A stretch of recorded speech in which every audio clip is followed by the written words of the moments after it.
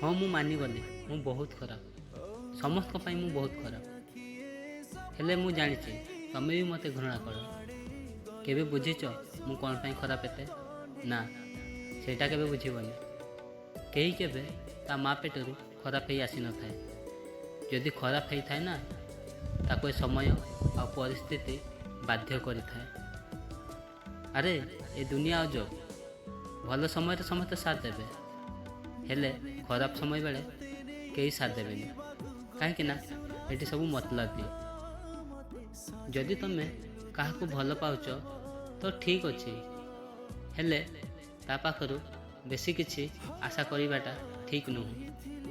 କାହିଁକି ନା ଆଶା କରୁଥିବା ହୃଦୟଟା ଯଦି ଥରେ ଭାଙ୍ଗିଯିବ ତାହେଲେ ତାକୁ ଯୋଡ଼ିବା ପାଇଁ ବହୁତ ଟାଇମ୍ ଲାଗିବ।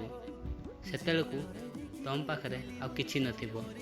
ସବୁଦିନ ପାଇଁ ତମେ ପୁଣି ଏକା ହେଇଯିବ।